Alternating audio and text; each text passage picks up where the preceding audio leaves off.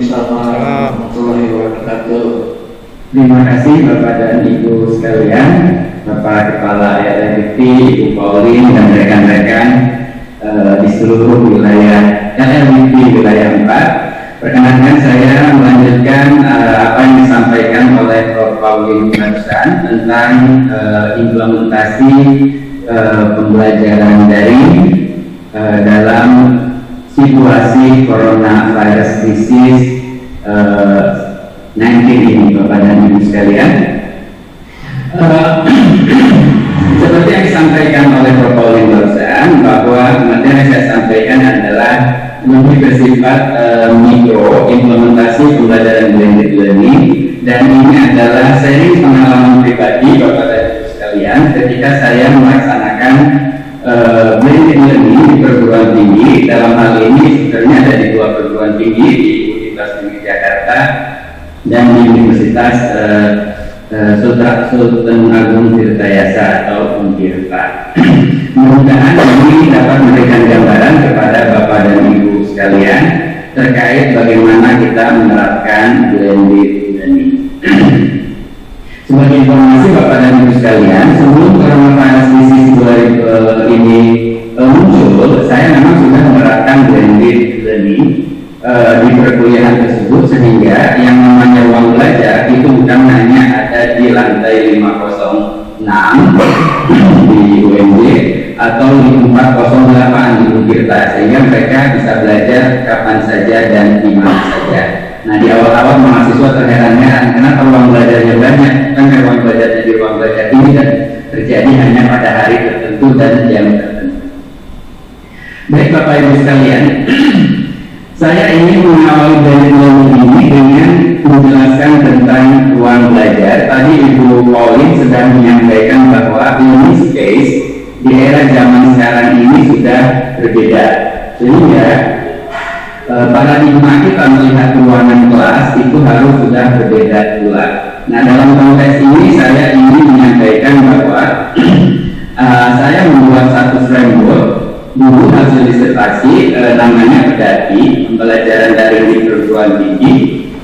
Kebetulan yang mendukung adalah Prof. Pauline, gitu ya, yang membimbing juga di belakang layar adalah Prof. Pauline.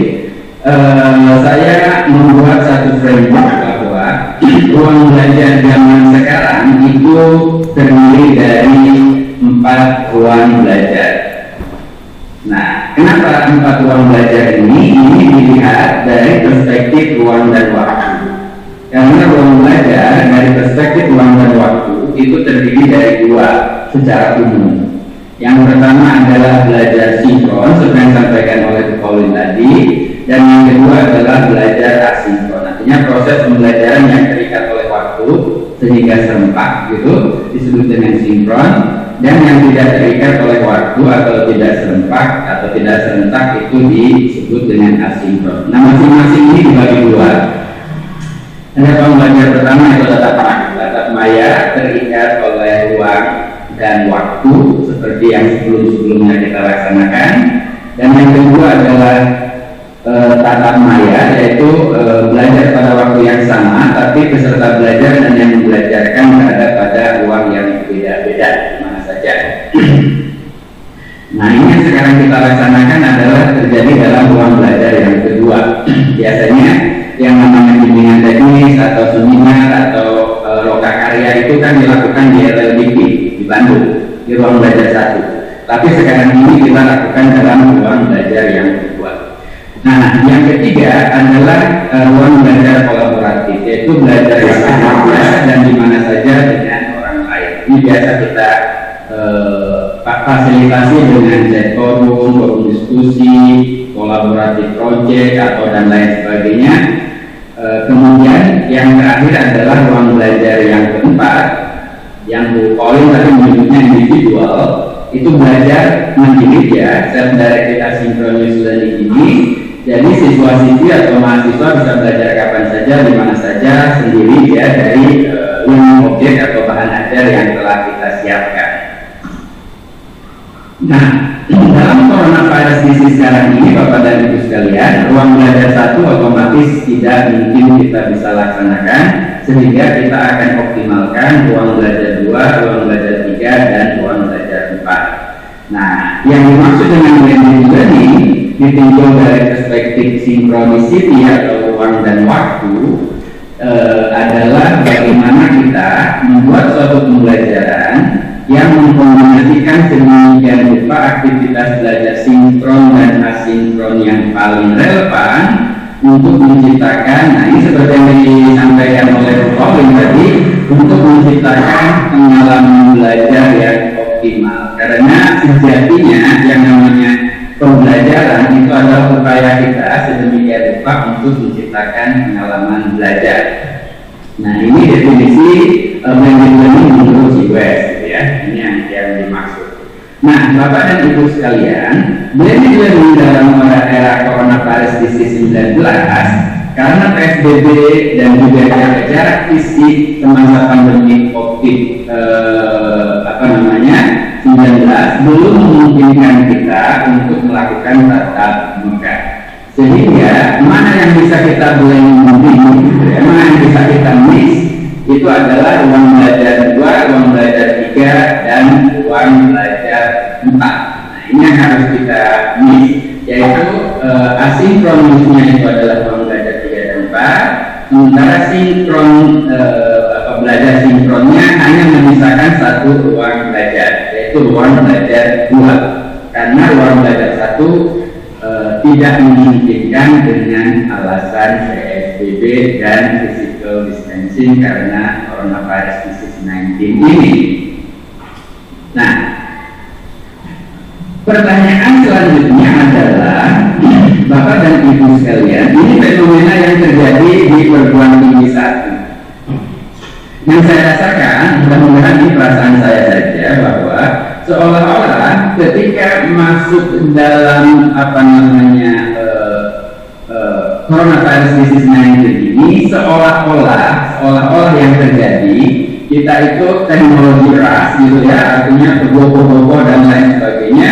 Seolah-olah yang terjadi adalah pembelajaran tatap muka digantikan dengan ruang belajar 2, digantikan dengan tatap maya. Nah, padahal tadi yang dimaksud dengan blended learning yang disampaikan oleh Pak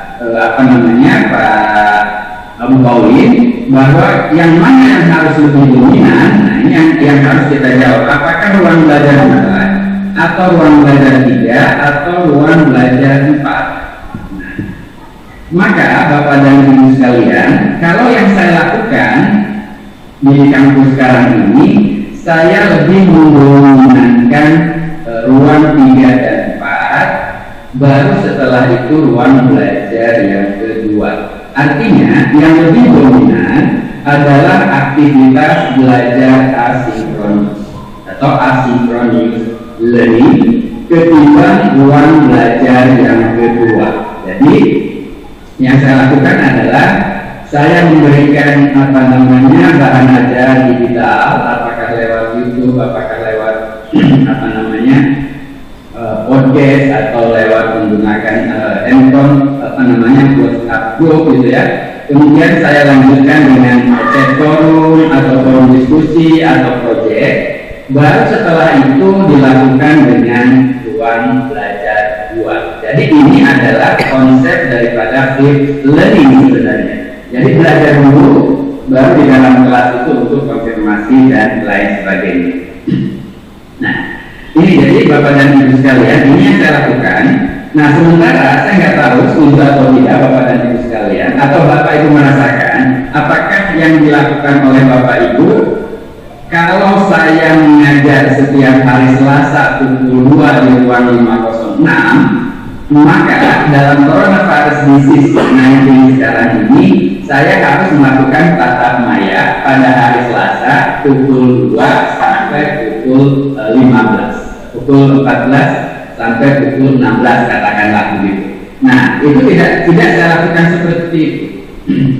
Jadi kalau memang saya ngajar hari Selasa jam 2 dalam coronavirus disease 19 ini, saya ngajar tiap hari gitu ya. Karena belajarnya terjadi kapan saja dan di mana saja. Karena yang dikedepankan adalah ruang belajar 3 dan 4. Nah, yang ini saya sampaikan di sini, Bapak dan Ibu sekalian, adalah ketika kita melaksanakan ruang belajar 3 dan 4, Bapak dan Ibu sekalian, ruang belajar 3 dan 4 dalam konteks ini 3 dan 4 tidak bisa berjalan sendirian, walaupun memungkinkan berjalan sendirian antara yang 3, tapi harus disandingkan dengan yang keempat.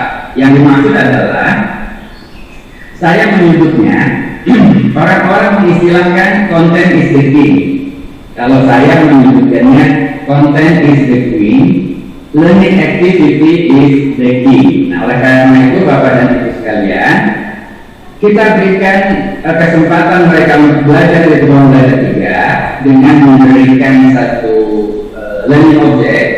Nah, apakah video, apakah slide presentasi, apakah ebook dan lain sebagainya, sepotong-sepotong, tapi diikuti oleh ruang belajar yang keempat, apakah diskusi dan lain sebagainya, ya. Nah, sehingga saya ingin menyampaikan kepada Bapak dan Ibu sekalian, materi digital atau learning object adalah the key. Sementara aktivitas belajarnya adalah the key. Nah, keduanya harus harmoni, berjalan seiring sejalan. Jadi kunci utama dalam pembelajaran asinkronus di sini adalah, nanti saya jelaskan, terjadinya interaksi. Nah, ya. Nah, bayangkan Bapak Ibu sekalian, kalau mereka hanya dikasih quiz saja tanpa ada king gitu ya. Nah, anak-anak sekarang menyebutnya sebagai jomblo atau sebaliknya, the king saja tanpa ada the queen. Nah, contohnya seperti apa Bapak Ibu sekalian? Contoh pembelajaran aktivitas asinkron adalah, Bapak dan Ibu, seperti ini. Saya menggunakan rumus pendati. Pendati itu adalah kepanjangan dari pendati adalah pelajari, dalami, terapkan, evaluasi. Nah, misalnya saya sudah memasuki kepada topik X pada minggu ini dan minggu ini. Maka untuk topik X itu saya masuki tahap pertama kepada mereka adalah pelajari. Pelajari artinya saya berikan materi digital kepada mahasiswa. Materi digital yang saya berikan ini ada dua macam. Materi digital yang by design, artinya dibuat oleh kita sendiri, dan materi digital by utilization, artinya materi yang dapat mulung, kalau bahasa saya dapat mulung, ya, dapat ngambil dari internet, ya. Nah, materi digital ini, Bapak dan Ibu sekalian, pertanyaan berikutnya disampaikannya kepada mahasiswa dengan cara apa? Nah, tentu saja ini adalah ada kebijaksanaan dari dosen untuk memikirkan saluran komunikasi atau teknologi komunikasi yang akan digunakan kepada mahasiswa dengan mempertimbangkan akses dan terutama adalah biaya. Nah, saya kadang-kadang mempelajari ini, menyampaikan materi digital kepada mahasiswa ini bervariasi. Ada yang menggunakan WhatsApp group, karena saya pertimbangkan kalau mereka harus menggunakan YouTube misalnya, memang itu akan makan waktu yang lama dan juga akan makan biaya yang besar. Jadi saya sampaikan dengan menggunakan WhatsApp group, atau saya sampaikan di Google Classroom, ya, atau saya sampaikan di platform lain misalnya Slido atau Trello atau lain-lain. Saya gunakan bervariasi supaya mahasiswa tidak bosan. Nah, setelah kita berikan materi ini, pertanyaan berikutnya adalah bagaimana kita yakin mereka telah mempelajari materi ini? Atau pertanyaannya adalah, saya kutip dari apa yang disampaikan Bu Pauline, bagaimana kita bisa memastikan mereka telah terjadi belajar? Nah, oleh karena itu pilihannya adalah ini mempelajari ini kita baru menyampaikan kuis, sehingga kuis ini harus didampingi oleh salah satu dari 3 aktivitas berikut. Aktivitas berikut adalah dalami. Dalami ini dalam hal ini yang dimaksud dengan dalami adalah yang dimaksud dengan dalami adalah kita mengajak mahasiswa untuk memperdalam apa yang telah mereka pelajari dengan menggunakan diskusi.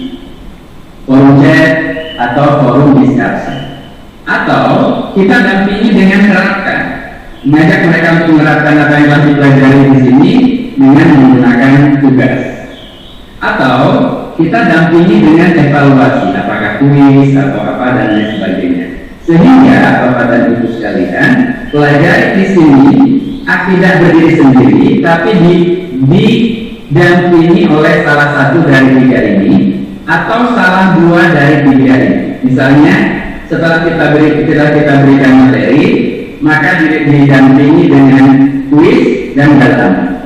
Atau setelah diberikan pelajari, kita dampingi dengan kuis atau terapkan. Dulu saya pernah gunakan tiga-tiganya, tapi memberatkan untuk mahasiswa. Jadi kognitif loadnya mahasiswa akan berat. Sehingga dalam coronavirus disease 19 ini, saya berikan materi di sini, Bapak dan Ibu sekalian diikuti dengan dalami, atau materi diikuti dengan tugas, materi diikuti dalami, materi diikuti tugas, atau materi diikuti dengan kuis. Nah, seperti apa contohnya Bapak dan Ibu sekalian? Saya stop sharing yang ini dulu, Bapak dan Ibu sekalian. Saya ingin tunjukkan contoh yang saya lakukan, Bapak dan Ibu sekalian. Di mana ya? Back off. Oke, kita lihat.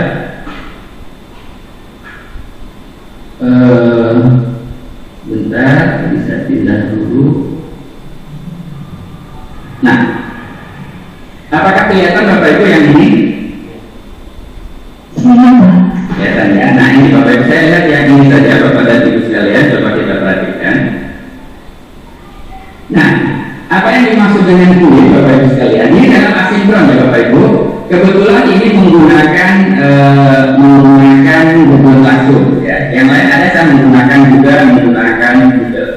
Nah, di sini Bapak dan Ibu sekalian, saya berikan learning digital object gitu ya, objek belajar di sini atau learning object ada 4. Nah, ini ada video, ada podcast yang dibuat oleh saya sendiri. Kenapa saya pakai podcast? Karena anak-anak katanya bosan Pak dengerin Bapak ngomong di video ya.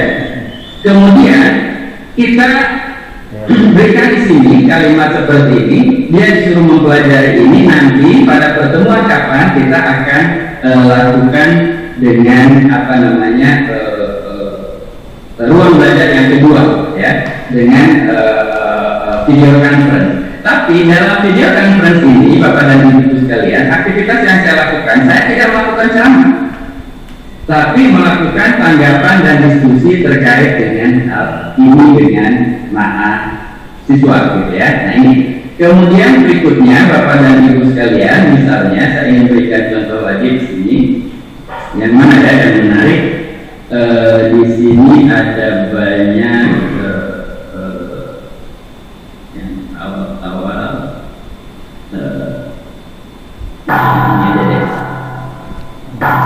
Nah ini ya, Bapak dan Ibu sekalian. Ini Bapak dan Ibu sekalian. Nah, saya berikan tugas, berikan materi, kemudian berikan selesai materinya, instruksi di sini. Saya berikan materi di sini, ini dengan kata-kata dan lain sebagainya, ada 3 materi, kemudian ada Bapak dan Ibu sekalian. Kemudian saya minta mereka untuk menyajikan pemahamannya mereka terkait materi itu bervariasi, terserah mereka. Bagi mereka yang bisa pengennya dengan video, dia buat dengan video. Ada yang buat dengan desain grafis, dia buat infografis dan lain sebagainya Bapak dan Ibu sekalian. Bahkan ada yang buat puisi, mereka saya mana tuh puisi yang ini? Kalau nggak salah ini pakai puisi, yang ini pakai video, gitu ya. Yang ini dia pakai infografis. Ini adalah salah satu contoh yang asinkron dengan menggunakan Google Classroom. Okay. Kemudian contoh berikutnya adalah Bapak dan Ibu sekalian, saya berikan tugas yang sambil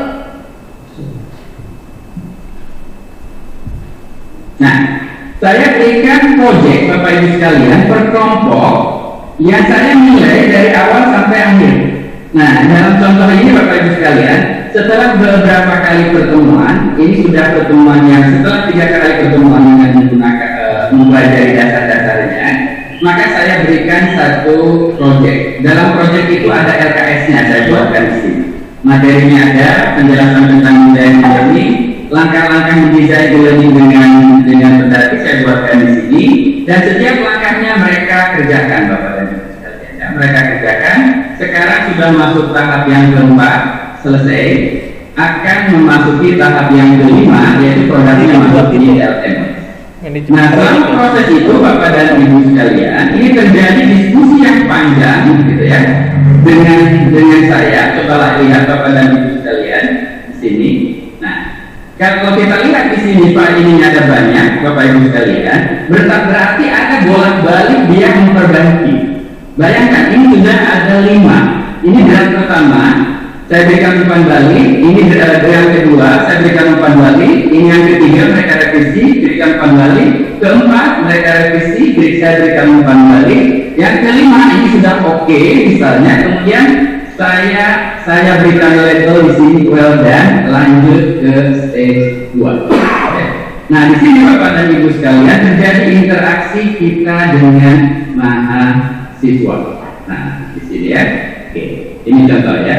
Contoh yang saya berikan. Terima kasih sudah sampai tahap 2. Tolong ikuti bla bla bla ya, misalnya gitu. Kemudian bisa 1, bisa lebih untuk belajar desain e-learning, bolehkah 1 linear dan sebagainya, mereka menanyakan. Nah, ini contoh saya menggunakan Trello ya untuk project gitu ya. Kemudian Bapak dan Ibu sekalian, saya ingin berikan satu contoh yang menggunakan chat dengan menggunakan WhatsApp. Yang mana yang WhatsApp ya, ini ya. Saya share Bapak Ibu sekalian. Oke. Di sini Bapak Ibu sekalian, saya buat chat. Di sini panjang sekali Bapak dan Ibu sekalian, dan mereka sangat-sangat asik begitu ya. Saya berikan materi di sini Bapak Ibu sekalian, ceritanya saya berikan materi beberapa hari sebelumnya. Setelah itu kita akan buka chat selama 30 menit di hari tertentu. Jadi ini asinkronus, tapi sinkronus waktunya, tapi tidak menggunakan web conference gitu ya. Nah gitu ya. Ini beberapa pertanyaan yang dijawab oleh mereka Bapak Ibu sampai ke bawah. Ada diskusi dengan saya. Nah, misalnya saya memberikan masukan. Nah, gunakan Gmail. Orang Ibu ada di rumah punya berapa resep. Nah, tapi harus bisa bikin dan lain sebagainya untuk menggunakan proses pembelajaran itu harus bervariasi. Terus sampai ke bawah banyak sekali gitu ya. Nah, ini terjadi terus ke bawah, diskusi banyak dengan mahasiswa, dan ini saya bisa pantau Bapak Ibu sekalian mereka, karena saya bisa melihat siapa yang aktif dan siapa yang tidak aktif gitu ya. Berapa grup? Nah, kemudian diakhiri di sini Bapak Ibu sekalian, biar mahasiswa karena diskusi kita sudah mengerucut pada satu kesimpulan yang relatif sama, maka sebagai penutup diskusi kita tentang model pembelajaran on it, learn it, share it menurut Lee dan Hanafin, silakan baca artikel saya. Tidak harus kita diskusikan, tapi cukup sebagai rangkuman kesimpulan diskusi kita. Sampai ketemu nanti gitu ya pada topik yang berikutnya. Ini adalah contoh Bapak dan Ibu sekalian yang saya lakukan di dalam kelas. Belum ada sama sekali bicara tentang tatap maya. Jumlah tatap mayanya sedikit Bapak dan Ibu sekalian. Nah, berikutnya Bapak dan Ibu sekalian, untuk mengenai di sini, oke, saya share lagi. Berikutnya Bapak dan Ibu sekalian. Nah, jadi yang kita lakukan adalah Bapak Ibu sekalian, ruang belajar 3 dan ruang belajar 4, kemudian dilanjutkan dengan tatap maya. Sehingga dalam blended learning dalam COVID-19 itu saya menggunakan model split classroom. Belajar dulu secara asinkronus, baru setelah itu dikonfirmasi, demonstrasi, diskusi, feed forward dalam bentuk tatap maya, dan tatap mayanya tidak lama-lama. Kadang-kadang tatap mayanya cukup dengan kolom chat, ada tatap-tatap menjadi text-based conference, kadang-kadang menggunakan web conference, gitu ya. Nah, Bapak dan Ibu sekalian, ini membawa konsekuensi, Bapak dan Ibu sekalian. Jadi dalam pembelajaran di era COVID-19, atau kalau bicara tentang distance learning, maka yang dominan adalah asynchronous activity. Nah, karena asynchronous activity yang lebih dominan, maka ciri dari asinkronus itu adalah tidak terikat oleh ruang dan waktu. Berarti kata kuncinya adalah anytime, anywhere. Sehingga mereka bisa belajar kapan saja, anytime, di mana saja, anywhere, dengan apa saja, with any devices and any other any, gitu ya. Bukan any other roaming, tapi dengan any other any. Nah, Bapak Ibu sekalian, ini ada satu konsekuensi untuk kita, Bapak dan Ibu sekalian, yang mungkin terlupakan. Saya ingin mengajak Bapak dan Ibu sekalian itu menggunakan rumus COI, COI atau Community of Inquiry. Yang saya lakukan tadi, Bapak Ibu sekalian, Bapak Ibu perhatikan di Trello tadi, saya memberikan masukan bolak-balik dengan kalimat dan lain sebagainya. Juga di WhatsApp group tadi saya memberikan masukan, juga di Google Classroom tadi ada interaksi saya dengan mahasiswa. Tidak lain dan tidak bukan, itu adalah implementasi community of inquiry. Apa yang dimaksud dengan community of inquiry, Bapak Ibu sekalian? Ketika pembelajaran itu terjadi secara sinkron, maka kita punya satu komunitas belajar di sini. Katakanlah ada 30 mahasiswa atau 20 mahasiswa, ya. Dan ini melakukan satu proses pembelajaran atau inquiry. Nah, yang sering kita lupakan, Bapak dan Ibu sekalian, ketika belajar asinkron tadi kita menganggap bahwa itu tidak ada kehadiran secara fisik. Betul, tidak ada hadir secara fisik, tapi sebenarnya dalam proses asinkronis itu ada 3 jenis presence. Yang pertama adalah teaching presence, yang kedua adalah cognitive presence, dan yang ketiga adalah social presence. Nah, Bapak Ibu sekalian, yang saya contohkan tadi itu ada upaya-upaya saya itu memberikan kehadiran pembelajaran secara kehadiran pembelajaran dengan cara apa? Saya sajikan materi atau saya sajikan isu diskusi, kemudian saya berikan pembahasan, saya fokuskan diskusi. Nah, walaupun kita dengan mereka tidak tatap-tatapan, tapi kita sebagai pembelajar, pengajar di sini hadir di sini, gitu ya. Kalau kita melakukan ini, tapi kalau hanya melakukan ini sampaikan materi, tidak ada apa-apa, maka kehadiran pengajaran atau kehadiran pembelajarannya menjadi rendah. Nah, kemudian dilanjutkan dengan stimulasi, gitu ya. Misalnya kita kutip, benar menurut Ibu Muslimah adalah demikian, kita kutip. Ketika crossover learning itu memungkinkan terjadi variasi produk yang dibuat oleh siswa. Nah, saya kutip kalimat itu, itu benar Ibu Muslimah, konsekuensinya adalah seperti itu dan lain sebagainya. Kemudian kita berikan simulasi, kita berikan tukar informasi, kita hubungkan dengan gagasan baru, kita kaitkan lagi dengan bagaimana kalau menerapkan dengan ke hal yang berbeda, gitu ya. Nah, kemudian Bapak Ibu sekalian, yang juga sering terlupakan adalah ekspresi emosi. Ibu Pauline sering ingetin, ya kalau masih fotonya semua. Nah, gitu ya. Ya kalau mereka memberikan pendapat jelek atau bagus, kita berikan semangat, gitu ya. Kasih emoticon, kasih kata-kata yang menyenangkan, gitu, kasih kata-kata yang encouraging, gitu ya, mendorong ke kohesi supaya kelompok itu kohesif terjadi, punya rasa memiliki terkait dengan apa yang sedang kita pelajari. Jadi Bapak dan Ibu sekalian, kalau kita balik lagi ke mana tadi, ke apa, ke seri yang tadi Bapak Ibu sekalian, saya di sini Bapak dan Ibu sekalian, ya contoh saja Bapak Ibu sekalian, saya memberikan yang di sini, misalnya yang mana ya, nah misalnya yang ini Bapak Ibu sekalian, nah di sini Bapak Ibu sekalian.